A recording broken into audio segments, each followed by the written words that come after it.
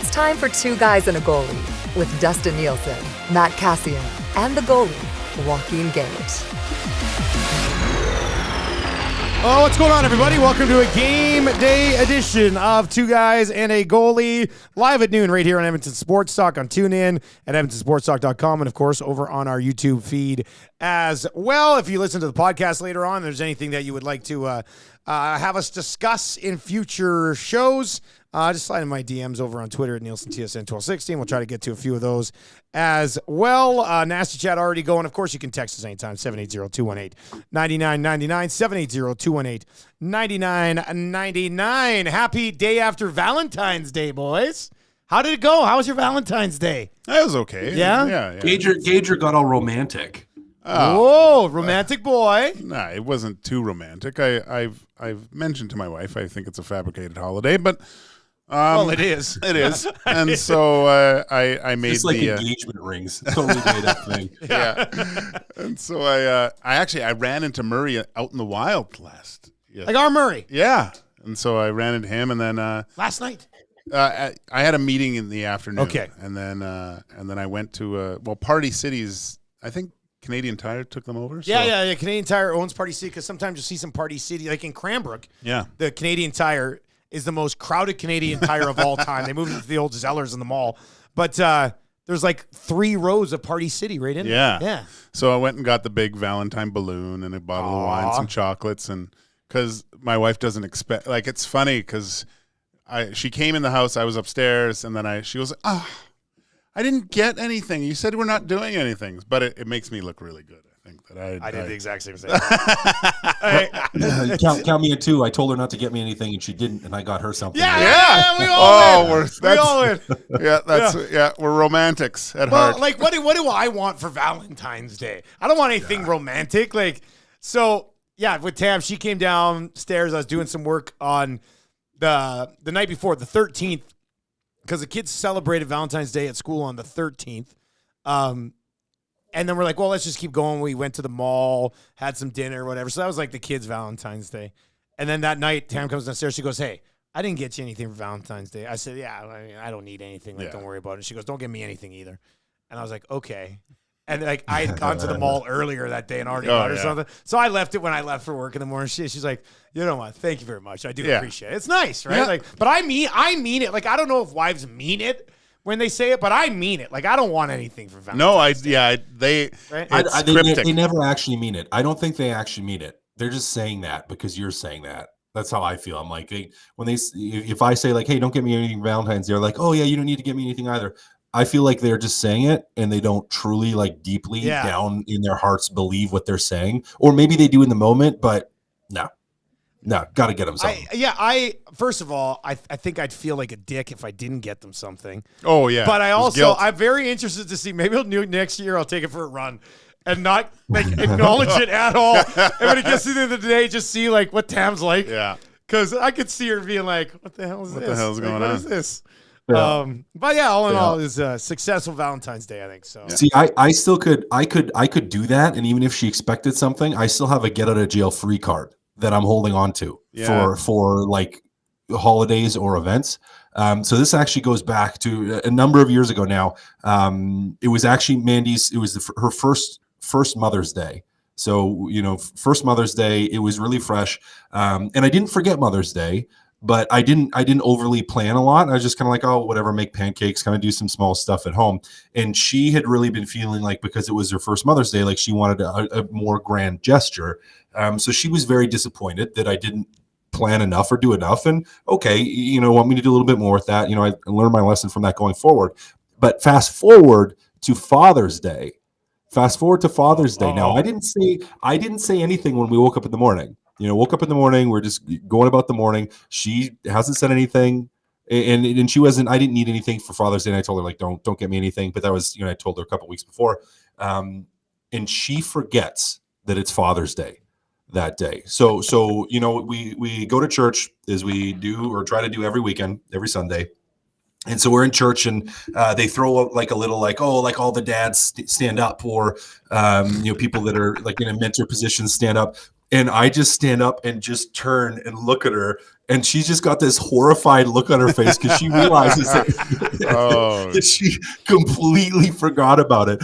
And so I've been holding that one in my back pocket for years, and she knows it. That it's like if I ever like forget about a special event or something, I can be like, yeah, but remember the time you forgot about Father's Day? So that's you're like John Wick with the medallion. With that, like, you cash that thing in down the road. Yeah. The John Wick medallion. What a deep hole. I love it. That's great. Penner's Pancakes in the nasty chat says Cass is like Phil Dunphy with his get out of jail card. Yeah. God, I love Phil Dunphy. I want to rewatch that entire show. Penner's Pancakes also says I got a new pair of boots, and Dr. Gonzo says your husband's going out going all out. That's I don't know.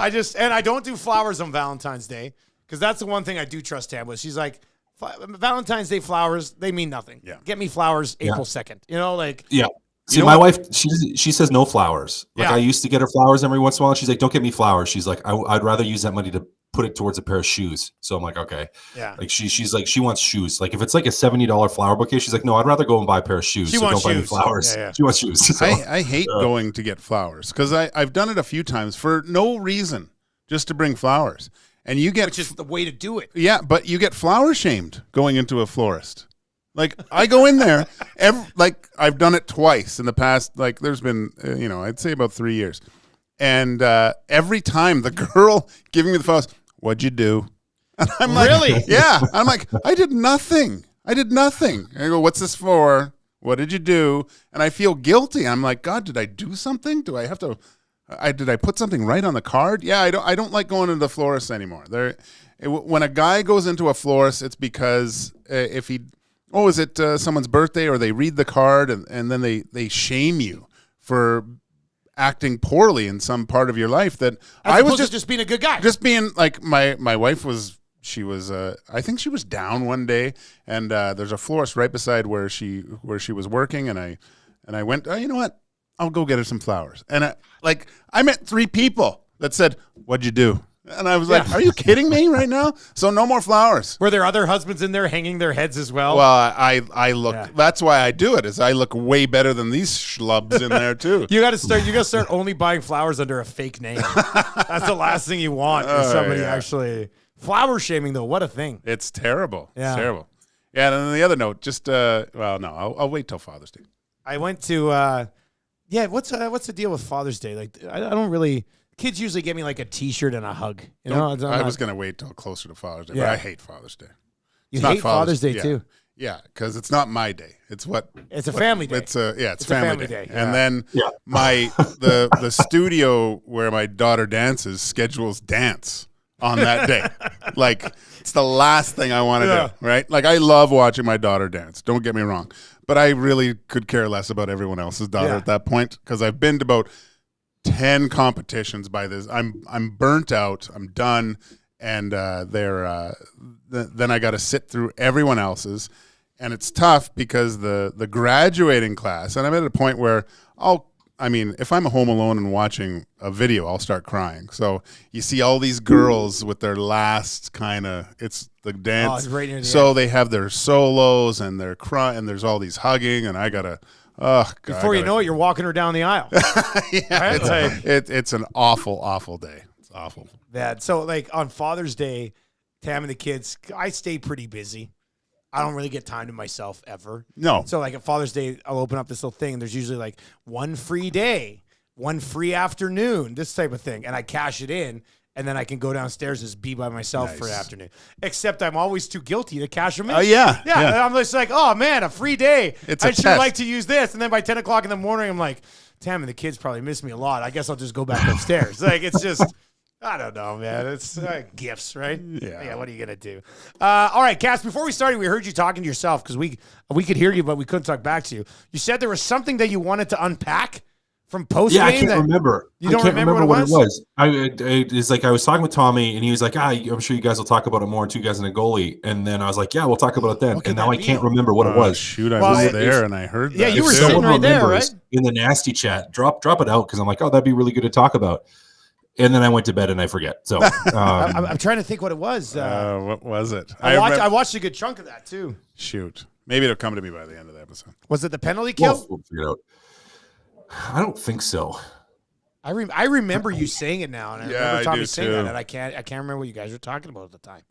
Nah. Yeah, shoot. It wasn't the. It's okay. It wasn't the Kane goal, right? It wasn't the third goal. You broke that down on the. No, we broke that down. It might pop into my brain. If it does, I'll bring it if up. somebody remembers, many of you probably would have been watching the post game. So. But let's jump into the big news of the day, guys. Big management change up for the Columbus Blue Jackets. 11 years and 2 days, one trip to the second round of the playoffs, and that's it. Cass, you couldn't have been caught off guard by this today, were you?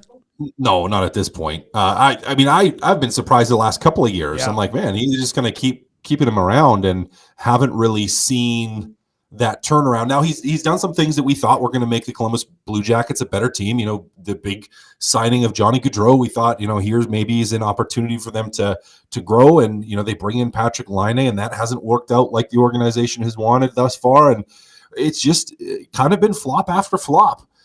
With the Columbus Blue Jackets. So yeah, I at this point, I don't think anybody's surprised. Now, if you were going to say maybe they wait till the offseason to do it, to fire Kekalainen, I wouldn't have been surprised by that either. But there just hasn't been success. There hasn't been success in Columbus. They've been languishing. They just haven't found a way to be a consistent playoff team.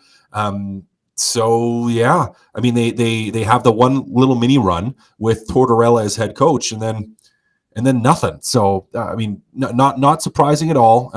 We'll have to see what Davidson does. It's not like they can all of a sudden go out and make big changes, but you have to wonder from a trade deadline standpoint if the whole reasoning behind this is that they are looking to make some moves at the trade deadline, and you want Davidson to step in, or you want basically Kekalainen to have his finger off the trigger because you haven't been happy with what he's going to do or what he has done, and now you're maybe putting someone in a position where they can make some adjustments and make some changes.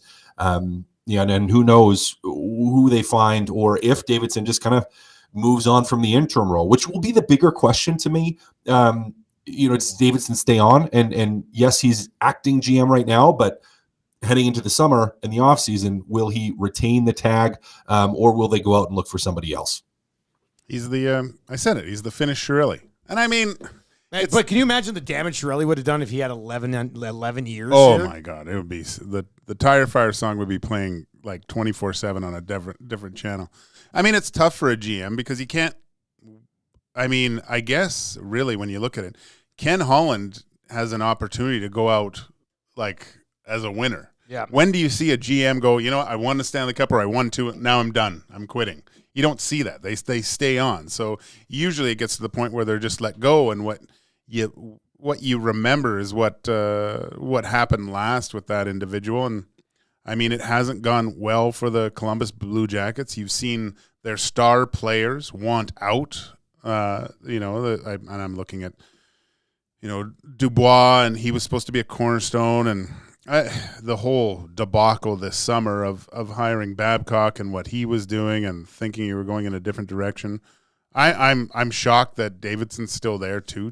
Me too. I thought it would have cleaned house with the Babcock thing. That was an all-time bad decision. How can you as an ownership group look at what has transpired over the last 5-6 years and go, let them, they're going through a crucial part of the season where you're really going to try to gear up for the following year and not have someone that you think can make your team better moving forward. It's obviously they don't want Kekalainen at the helm right now to possibly make some decisions that, quite frankly, he hasn't been making any good ones lately.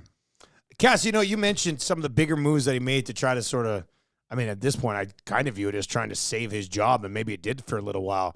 But even when they got Johnny Gaudreau, that made no sense to me from either side. Not for him. Johnny Gaudreau got paid. Let's give him credit. He got a ton of money. But Johnny Gaudreau couldn't have looked at that Columbus Blue Jackets roster and been like, they're close.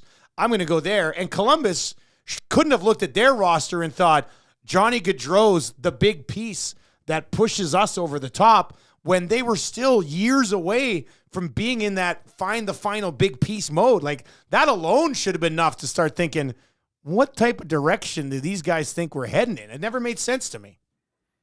Well, especially with the success that Johnny Gaudreau had the year prior, right? Look at who he was playing with, like Lindholm and Tkachuk.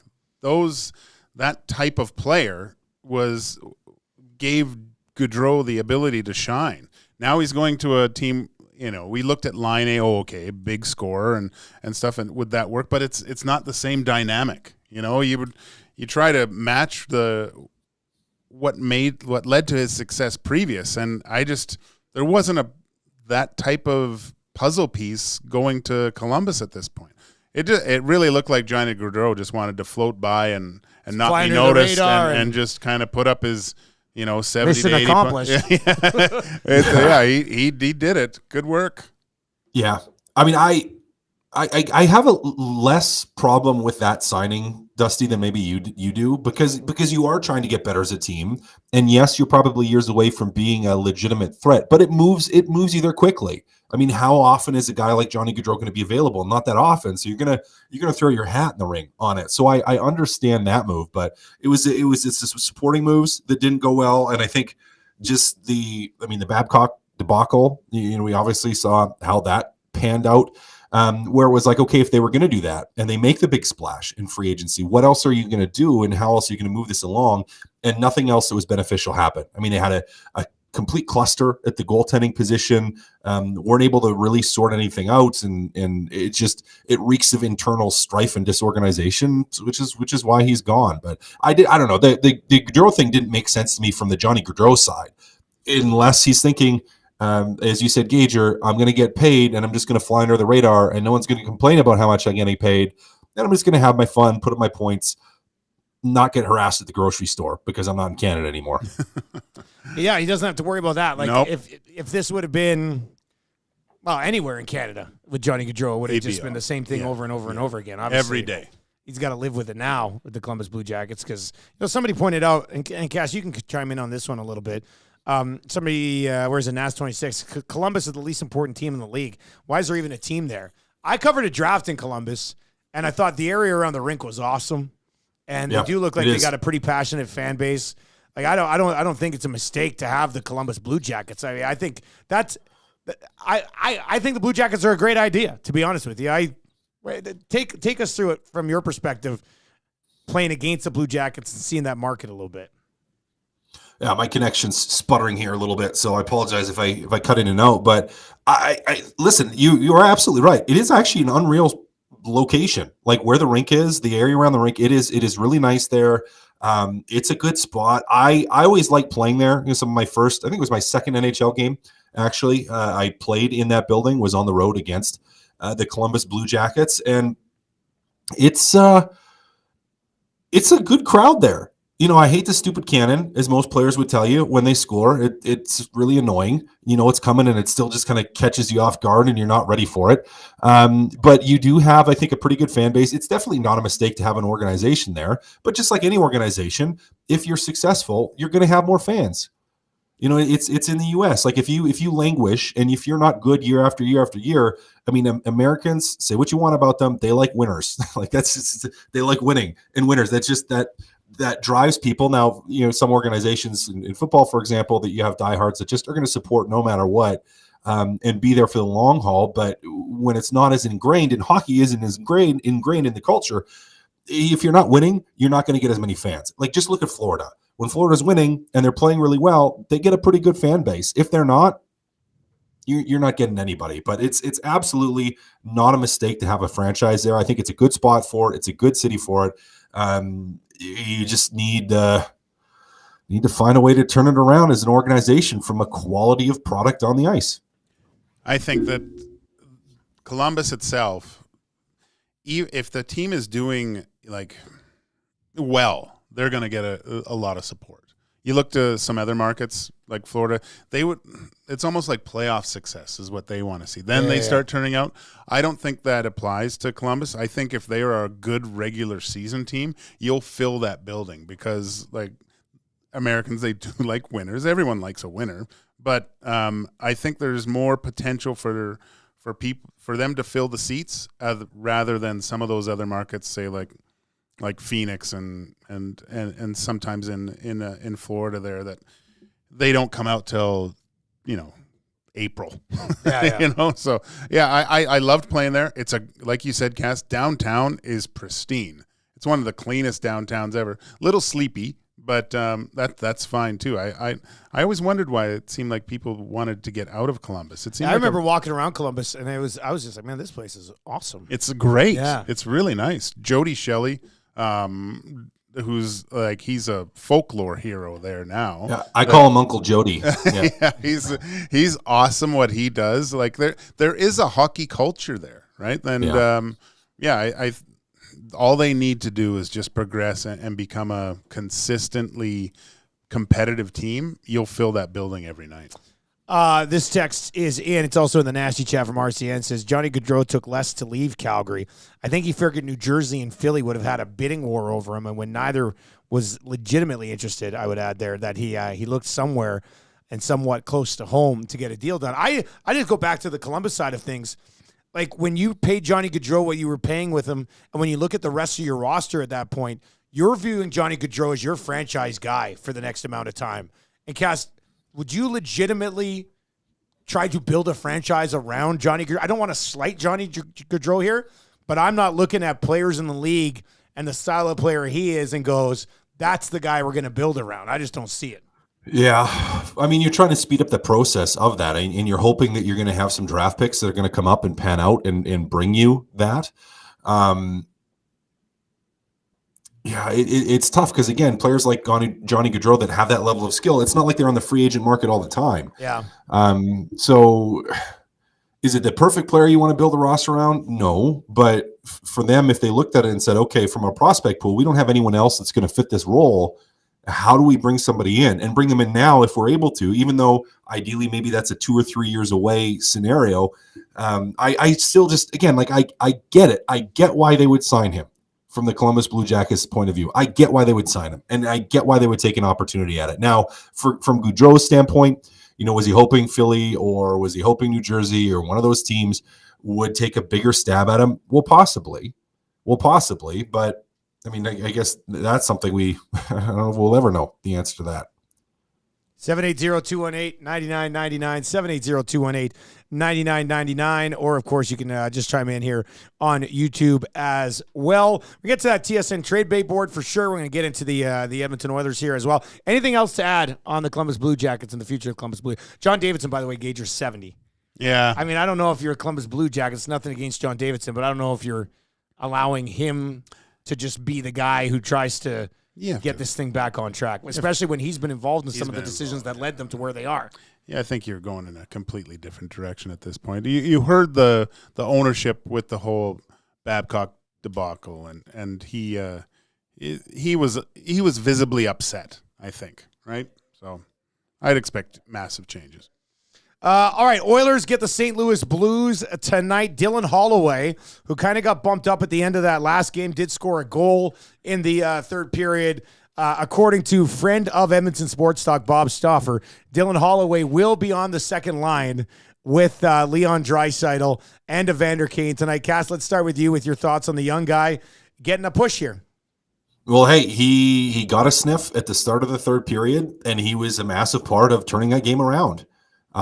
He scores a great goal by driving to the net, playing with energy, a effort type of goal in a game where there hadn't been a ton of effort from the Edmonton Oilers. So yeah, I mean, I like putting him there. He to start the game, he earned it that third period when he was on that line. He was flying. He was around the net. He was involved in maybe giving a little bit more of a speed look to Leon Draisaitl. So hey, I like the opportunity for him. I want to see more of what he does, and really, I'm sure the team does as well. If he can be a solution in there, does it make it less necessary to go out and to try to find a top six forward? Maybe you could still be looking for someone to slide in there. But hey, the kid came out. He played hard. He played well. He's played overall, I would say, pretty good since he's been back and come back from injury.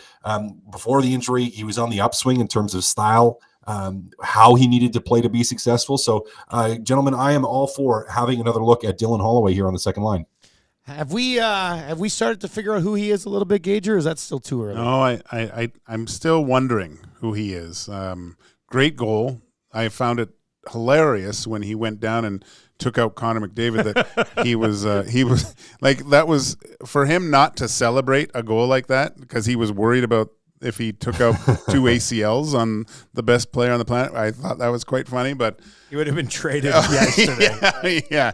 He almost Bergeroned the Oilers in the midseason here. But yeah, I like the speed. I was going to say, how much does that factor into this? The speed he's going to bring to those two guys. I think Leon, when he's away from Connor, he needs guys that play very high tempo. And I think that helps because Leon's game isn't, I mean, he's a fast player, but he likes to slow the pace down at times. And I think by having that kind of yin and yang with guys that can really fly, it seems like Leon plays better in those situations when he has guys like that. So, yeah, hopefully that they can find something there and Holloway can find the back of the net and get a little bit more confidence from a player that's gained a lot, I think, over the last few months. Guys, what do you need to see from him tonight? Like, what are you hoping to see? You want to see that same effort level. I mean, that's the most important thing. Use that speed and get around the net. Use that effort level, drive to the net, try to create some space for Draisaitl by having a good middle lane drive, by forcing defenders to back up, to respect you and respect the speed that you're attacking with, which may, if it gives Leon an extra 6 or 7 inches of room, he can do a lot with that. Giving a player some extra space. So the number one thing from him is don't stylistically change what you've been doing, which is playing fast, going to the net, right? Like, don't all of a sudden try to turn into an absolute playmaker. Don't try to be like, oh, now I need to be super high skill guy. Like, no, stick to your guns. What's worked for you the last little while has been your effort and intensity. So first and foremost, that's what he should be bringing tonight. I think too, Corey Perry's good for him to look and see how he plays. Like, we saw Holloway. I mean, it wasn't shying away from it, but seeing how Corey Perry puts himself in those tough areas and stuff. I think he can kind of watch Perry and go, okay, that's how this guy's, arguably he could be in the Hall of Fame. I don't know. That's arguable. Is that Corey Perry? Yeah. He'll be in the Hall. We could talk about that later, but watching how he disrupts things, I think Corey Perry can do that. I mean, Dylan Holloway. Dylan Holloway. Okay, so the St. Louis Blues tonight, they come in holding down the second wild card spot right now. If the playoffs began today, they'd be playing the Vancouver Canucks. They have 58 points. They're 2 points up on Nashville, 3 points up on Calgary. They're tied with the Los Angeles Kings. The Kings have a couple of games in hand. In fact, they're only 5 points back of the Edmonton Oilers here as well. So, I mean, the Blues have been hanging around. Robert Thomas between Kyrou and Buchnevich. Braden Shen's playing with Kasperi Kapanen and Jake Neighbors. Toropchenko with Kevin Hayes and Brandon Saad. Sundqvist with Nathan Walker, who had that big hit on Ryan Reeves in their last game. And Alexandrov on the left side on that line. Leddy and Parayko, Torrey Krug and Matt Kessel, Scandella and Kelly Rosen. Cass, what do you make of the St. Louis Blues team? What type of challenge are they facing here tonight? They're like a tweener team, aren't they? Like it feels like a team that needs to start to retool on the fly here. As for the Edmonton Oilers, the challenge is they play a pretty disciplined game stylistically. I feel like there's no massive holes aside from, maybe not the highest end skill in that forward group. But it's a team that is going to work. They do have some defensemen that will jump in. Krug is a fantastic defenseman, can play offense, will try to sneak in on the rush. For the Edmonton Oilers, it feels like you're playing a well-rounded team. So you need to play a well-rounded game. Like you're not going to, I don't think St. Louis wants games to turn into, big shootout type of games. Yeah. They're not a high scoring team. But they, so to me, it's like they're going to want to try to play more of a defensive battle. That's when they're successful. If it turns into a shootout style of game, they just don't have the guns in the forward group to really hurt you. So it's kind of like they're like Los Angeles Kings light in some ways. Maybe that would be a good way of describing them. That's how they have to play to have success. And maybe haven't done it quite as well as well. I guess LA sucked for a long time here, but they haven't hit the level that LA hit early in the season. They've just kind of consistently been middling with it.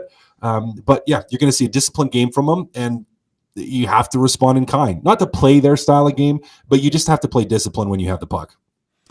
Yeah, I mean, you read the line. That's a good team. Yeah, there's some players there. There's some good players there. But I think if if the Oilers play the way that they've been playing throughout that winning streak, that that sound defensive game, like Cass mentioned, they're not. I don't think the Blues are going to want to get into that track meet, so to speak. But I think that plays into the wheelhouse of the Edmonton Oilers here, where they're just much more skilled.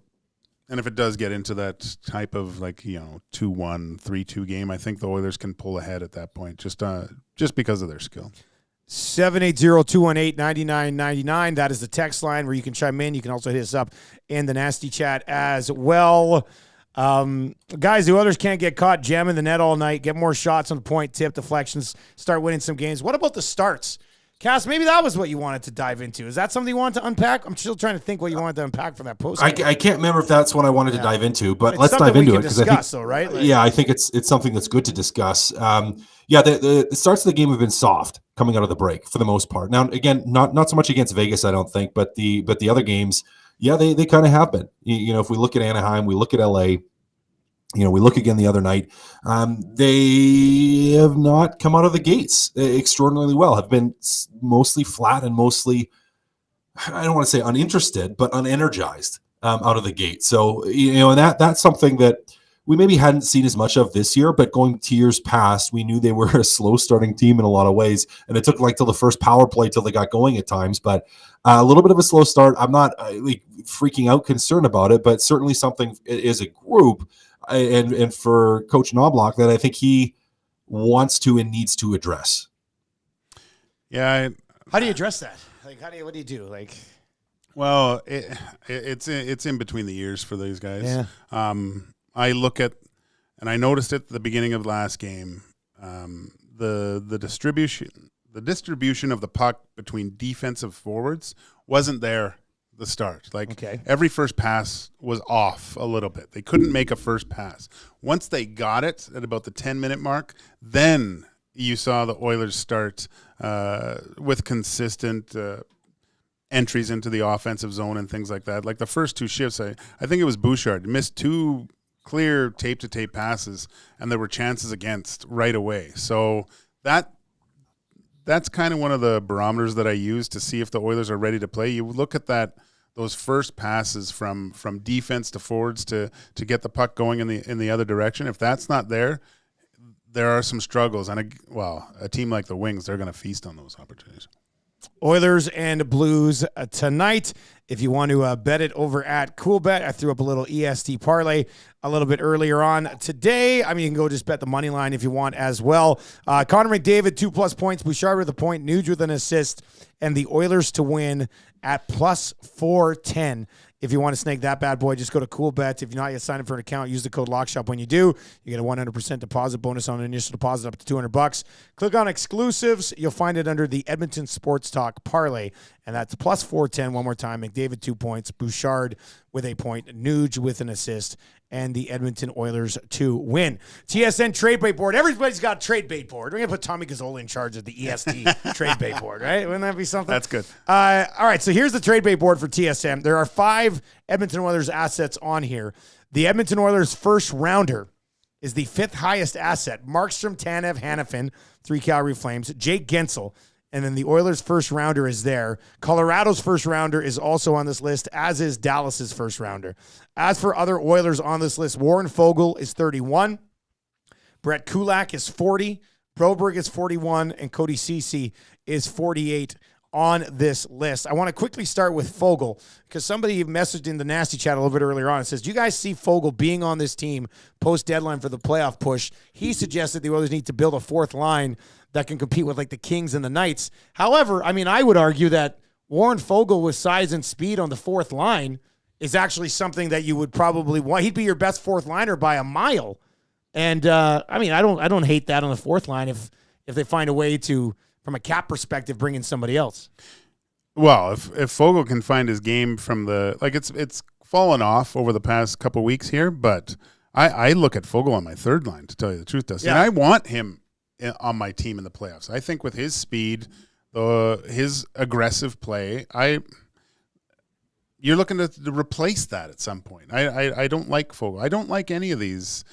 Aside from maybe the first rounder, and I think you don't want to see anybody moved up. No, I don't. I think to replace someone that what you have is going to cost you more. When I look at Broberg and maybe the first rounder, again, I think that between that 5-6 defenseman is what you really need at this point. I think if you have to.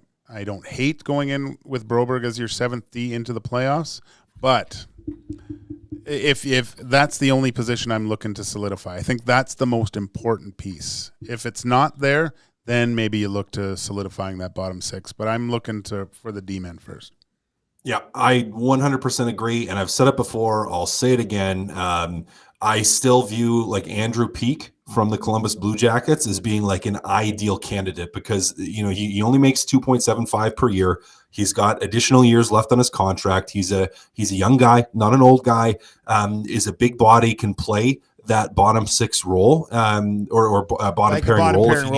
If you need a bottom pairing role, and can slide up a little bit if you need him to. So to me, like a player like him would be absolutely perfectly ideal to just solidify that defense. Now, if you weren't able to go out and get him, I mean, the next thing I'm looking is at like Anthony Duclair, who I think also would be a fit, and I think a better fit stylistically and age wise and just ability currently wise than like a Jordan Eberle, whose name I know is floating around quite a bit right now. Easier to make the money work with him as well because he makes like 2 million less. So yeah, I mean, I'm still looking for the defenseman first. For Peeke, if I look at Peeke and I go, okay, if you had to trade a first rounder for him, you get 2 years left with this guy. So it's not like it's not a pure rental. Like you have this season, next season with him as a player that can step in and that has some NHL experience and maybe gives you a little bit of that size and that defensive depth could be helpful. So I wouldn't be totally opposed to looking to use that first round pick, and it might have to be a first round to make the money work.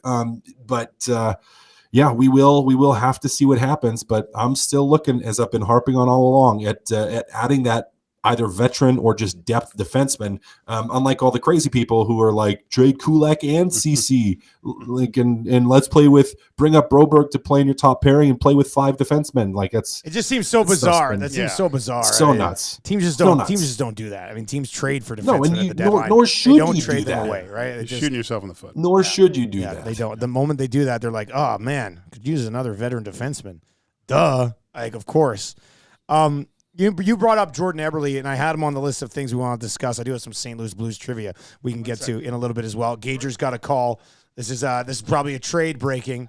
Gager had to slide away. Cass, you brought up Jordan Eberle there, and I just tweeted out and asked the question. Like, if Jordan Eberle hadn't been an Edmonton Oiler in the past, do you think there'd be any buzz for Jordan Eberle right now? He's not having a great season. None. And as somebody, I don't want to say rudely, but kind of realistically texted in, the Oilers don't need to get softer and slower going into the playoffs. Yeah, no, he doesn't fit how your team wants to play from a style standpoint. Like he's not. No, and that's not a knock to Eberle or the career he's had. But if he hadn't been here before, if people didn't have an emotional attachment to him, we wouldn't be discussing him. We wouldn't. From a point production, from an age, from a speed, like you just wouldn't. And that's why a player like Anthony Duclair makes so much more sense to me. He's cheaper, he's faster, he would fit into the method that you're trying to play, like the team identity of how you're trying to play. He just is such a better fit. So I think it's a little bit whimsical, maybe isn't the right word, but like nostalgic, like where people are kind of holding on to that nostalgia. And that's what drives them to be like, oh, maybe Eberle's a fit, but I just don't see it, Dusty. I don't see how he makes you that much better of a team in your top 6 heading into the playoffs. He's got 9 goals this year, Duclair. Same amount of goals as Eberle, I think, actually. 2 years ago with Florida, he had 31 goals in 74 games. So, there's a little bit of offensive upside there as well. Just listed at 5'11", but plays a little bit of a thicker game. No doubt about that. Gord is in and says, Gage's office just called to find out if he's ever going to show up at his real job. Is that what that was? No, his daughter's not feeling well. Got my father-in-law's on the way. You got to go. Oh, no. Oh, the father-in-law's stepping in. Yeah. Oh, that's kind of nice. Then. Yeah. Well, that's nice. All good. We're just talking about Jordan Eberle, and I asked Cass. I'll just reset here for you quickly because you walked away. If Eberle did not have a history as a member of the Edmonton Oilers, do you think this fan base would be interested in bringing him in right now as a possible top 6 option. Well, that's good. I wonder if the World Junior goal would have There's more, always the clutch World Junior goal. Yeah. I mean, fair enough. That might send it, but I think that's a part of it. Definitely him being here before and kind of parting on a bad taste, right? Like once he went to the Islanders, and I'm sure Eberle fans saw he was productive all of a sudden in the playoffs, and that was the reason that they got rid of him in the first place, I think, right? But I saw that proposal. I'm not comfortable enough to get Jordan Eberle, although I like him as a player and I think it'd be a good fit. A first rounder for Eberle at this point, I don't know if that's enough to put you like that's the piece that clicks, and that's what you're going to do to win the cup. Yeah, I saw it. It was Frank Saravalli who had that sort of suggestion, and it was not a rumor. It was Frank throwing some suggestions on trades around it. I think that's what the article was, and it was. Frank was suggesting they have to get Chicago involved to take some of the salary too, but it was basically the Oilers get Jordan Eberle, they give up a first, they give up Raphael Lavoie, they give up Matthias Janmark to make the money work as well, and they give up a 4th rounder to get Chicago to take on some salary. And I mean, I'm not opposed to moving any of that, but I feel like that package alone should probably get you more than Jordan Eberle in an offseason as a rental. Yeah, right. Way more. I think so. Yeah, no, that's too much for Jordan Eberle at this point right now. Just, I mean, if he had 20 goals, maybe even then, I think a first rounder is too much. What about Jake Gensel, Cass? Do you think there's any legitimate way to make that happen? Ooh, what's he at here? Let's see what his money had. I gotta get back. Just over. I thought I had cap for him. Yeah, I mean the tough thing is going to be with the cap with that one. Would you love to have him? For sure. Would he be a great fit in that top 6? He's 6 on the nose, point per game guy for the last 3 years. Yeah. Would you take him? Yeah, I would take him in a heartbeat. But I don't know how you make the money work, because you're kind of looking at a similar thing. It's like, okay, you're going to have to trade a first. Probably like a Janmark, probably a prospect. Although I don't know if it'd be Lavoie. You might have to up. You probably got to upgrade that a little bit, possible. Yeah. So you're looking at. I mean, I'm just even trying to think. Like, are you going to have to trade Bourgault in a first, and Janmark to make it work? Like it's going to be expensive too. Again, for a player that's a rental now. You're going all in, so I'm not necessarily opposed to doing it, but you got to find a way to make the money work, and that in this situation is going to be the challenging thing. Now, I haven't looked at Pittsburgh's cap situation, but I can't imagine they could eat all of it if they have money coming back. I don't think so. So you may even have to work in another team on it, so it becomes a challenging trade to make. But hey, if you're Ken Holland, that's absolutely something you're going to be looking at and trying to see if you can make a deal work. It's just a matter of if you're actually going to be able to offer enough to make it happen. Side note, Gensel did not finish last night's game either. So that'll be something. Body injury, something to monitor. Something to monitor. They need Letang. Well. That's if you're looking at someone in Pittsburgh. Oh my God, here we go again. Why not? Why not Carlson? Remember Carlson? Yeah. They were all over offering up Carlson and stuff. It probably wasn't going to happen. Okay, from a non-Oilers perspective, the number one name on that list right now is Jacob Markstrom with the Calgary Flames. Calgary hanging around, even after the trade of Lindholm, hanging around here right now. I know, who was I talking? I guess it was Craig Button on Tuesday saying, how many teams that you would view as contenders need a goalie? I'd still say Carolina would pull the trigger on some type of deal for a goalie. The New Jersey Devils have come up a little bit as well. Like, how good would the Devils be with a Markstrom if he's playing at his peak between the pipes? Gager, as the goalie on 2 guys and a goalie, where do you come out on the availability of Markstrom and both the decision of some team to pick him up and the Calgary Flames to say, you know what, it's time to turn things over to Wolf and others? I really think you got to go younger with the Calgary Flames with what's gone on there, and you have to go for a rebuild at this point. I don't see them getting out of the first round, even or going into past the second round with the team that they have. If they can find a dance partner for Markstrom, like you said. When you look at those teams, most teams have their goalies solidified, but except for the Carolina Hurricanes, he makes the most sense going there. And finally, they've run into issues with injuries, and Freddie Anderson played well last year, but Still not at that really high level. And I think if I'm Carolina, I'm looking at Markstrom really hard right now. Gord is in and says, for the Gensel price, I'd rather get Konechny. He signed for 3 more years. That's where I would kind of get selfish in the asset situation here.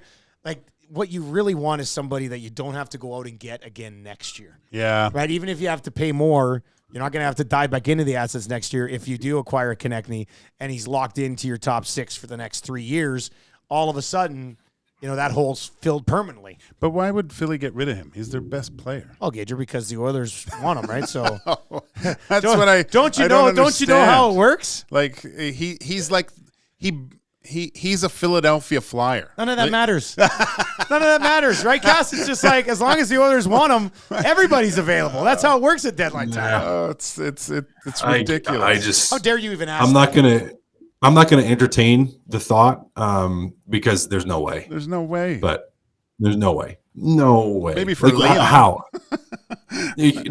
How? Yeah. Like you'd have to think it's like you got to trade. Well, Dylan Holloway has to go. Like Dylan Holloway has to go. The first has to go, and Moore has to go. And Moore has to go. It's like you're looking at probably like a Borgo, a Holloway, and a first. Yeah.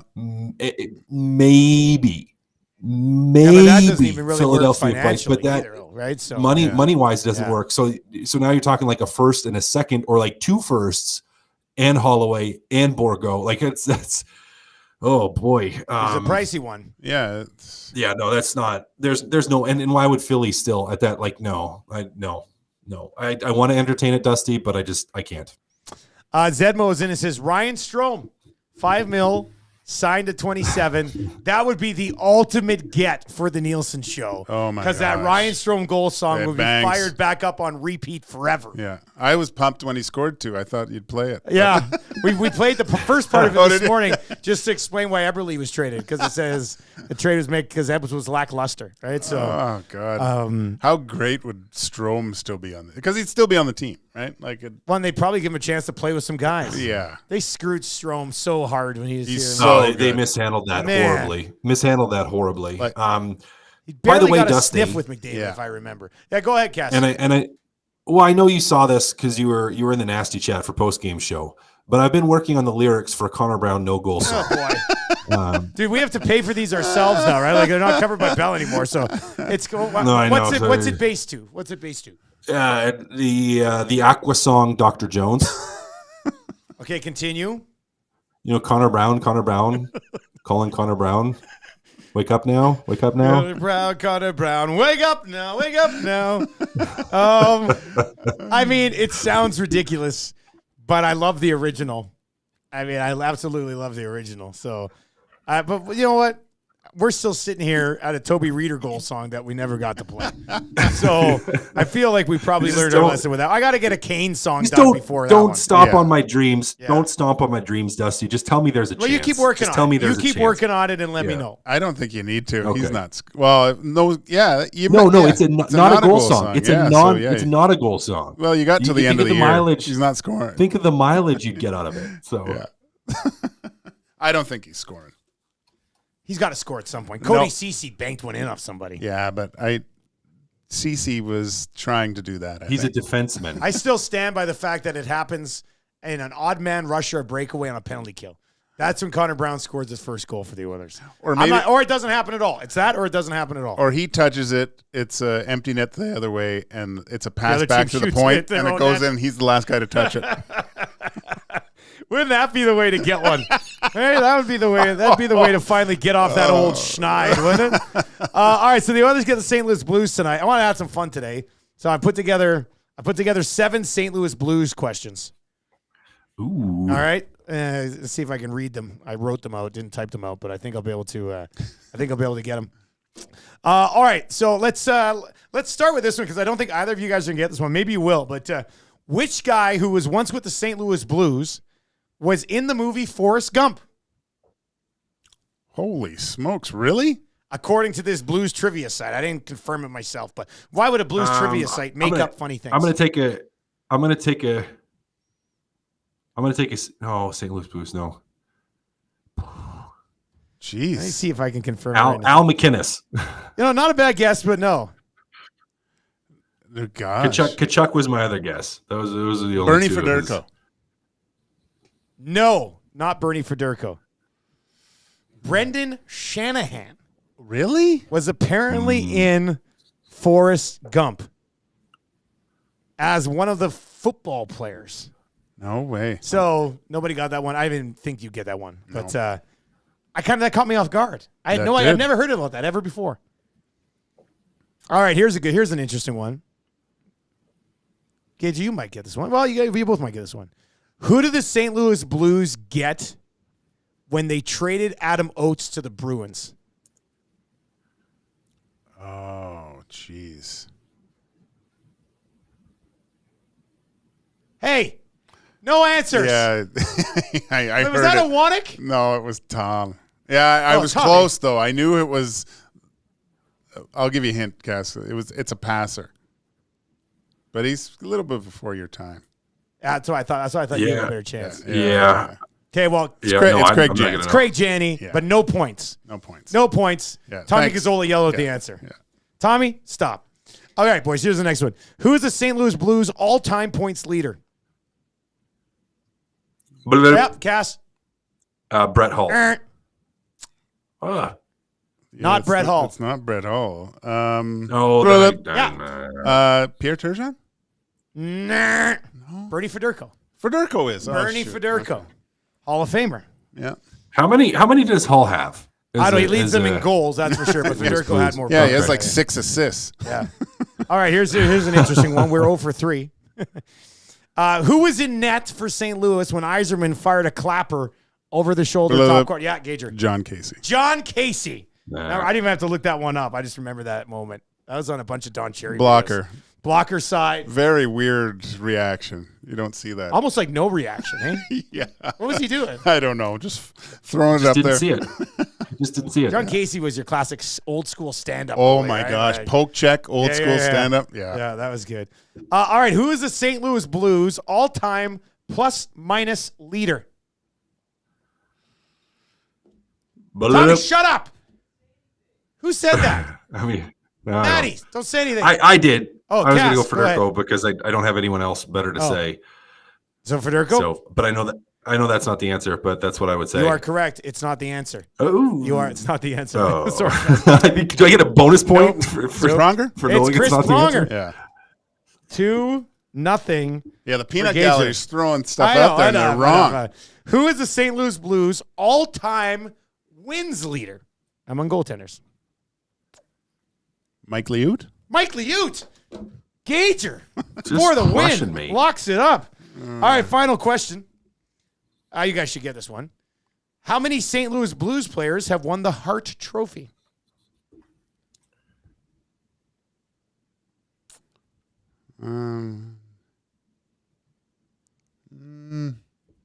One? Cass? I was going to say 2. 2. Correct. Can you name them for a bonus point that still won't help you? That still won't help me. Federko and Hull. No, Chris Pronger Pronger. and Hull. And Hull? Hull won it in Oh, did 91, he? Chris Okay. Pronger in 2000. All right. I thought I knew Pronger won one, but I was like, did Hull win one? Hull won one. I have it on the official guide and record book. He's on the cover. Okay. He's on the cover of it. Me and Ken Holland. We've got those ones for you. All right. As far as the game goes tonight, who's on pregame? Cass on the pregame and the postgame tonight with Tommy Gazzola. Tommy will be coming at you live from Hudson's on White, starting at 4:30. So if you're kicking around in that area, swing on by on your way home from work, and then he'll be there for the postgame tonight as well. That's Tom Gazzola, Hudson's on White with Edmonton Sports Talk for the pre and the post. Cass, what are you expecting tonight with this game? Yeah, well, I guess there's more hoping than expecting. I'm just hoping the Oilers come out of the gate like that start and actually come out flying, like play with that third period energy, but do that from the start of the game. Kind of, I don't want to say understanding the gravity of the situation because it's not like it's dire straits, but we've seen a couple games where they haven't been off to the best start. Really, the last 3. Again, I don't care about the Vegas game, but the other 3 they haven't been great at the start of the game. So I want to see them step out and to play that full 60 minutes. So is what I'm expecting. I'm expecting St. Louis to really try to lock it down. Like they're going to try to really play mistake-free hockey. They're really going to try to simplify. They're really going to try to slow you down. So for Edmonton, coming out with that energy and that drive and forcing the St. Louis Blues to turn and to defend you, I think is going to be so important. What about you, Gage? What's the key tonight? I'm sensing overtime a little bit in this one, but what are you thinking? I haven't said it in a while. I don't think the Oilers are winning this game.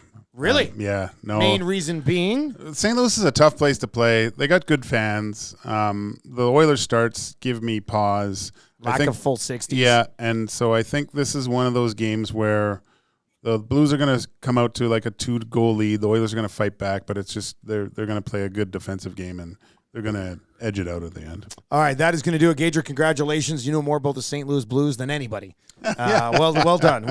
That's going to do it for Two Guys and a Goalie today. We've got on EdmontonSportsTalk.com and on the TuneIn app, we've got a replay of the Nielson Show coming up, and then it is a pregame show with Tom Gazzola from Hudson's on White at 4:30, taking your way up to puck drop. Enjoy that game tonight. Come back with Cass and Tommy on the post game a little bit later on. I'll be back breaking it all down on the Nielsen Show at 6 o'clock tomorrow morning. If you're watching on YouTube and you've not yet subscribed, do that, or at least give us a thumbs up on the way out here at the end of the show. Cass, have a good pre and post tonight, buddy, and we'll catch up with you next week. Sounds good. Gager. Later.